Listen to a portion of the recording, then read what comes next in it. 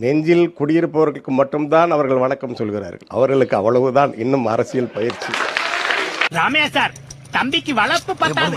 எங்களுக்கும் திமுகவுக்கும் மட்டும்தான் போட்டி என்று அவர்கள் ஒரு அரசியல் ஆர்வத்திலே தொடர்ந்து சொல்லிக் கொண்டிருக்கிறார்கள். ஒரு அரசியல் கட்சிக்கும் ஒரு ரசிகர் மன்றத்திற்கும் எப்படி போட்டி இருக்க முடியும்? அந்தமா அப்படின்னு போயிடணும். சும்மா அந்த அட்மிஷன் பண்ணக்கூடாது தெரியல உனக்கு. போ போ. மத்திய தொழில்நுட்ப கல்லூரியிலே பீகார் குடும்பத்தை சேர்ந்தவர்கள் கொல்லப்பட்டார்கள். அந்த நிலையில் தன்னுடைய கட்சியின் 3ஆம் ஆண்டு தொடக்க விழாவில் உன்னால் எப்படி நடனம் ஆட முடிகிறது?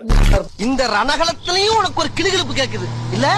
அதிமுக ஊழல் சக்தி என்று சொன்னீர்கள். அங்கே 9 முறை சட்டமன்ற உறுப்பினராக இருந்த, வனத்துறை அமைச்சராக, வாச்சாத்தி மக்களுக்கு வில்லனாக இருந்த செங்கோ இட்டையன் எப்படி உங்களுக்கு தூய சக்தியானார்?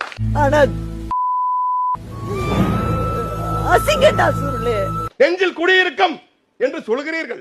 ஆனால் உங்களை தேடி வந்தால், அன்பு மிகுதியால் ஓடி வந்தால் கிரீஸை தடவுகிறீர்கள், வரக்கூடாது என்று தடுக்கிறீர்கள், மேடையில் ஏறுபவனை தூக்கி எறிகிறீர்கள். இது என்னடா நெஞ்சில குடியிருக்கிறது?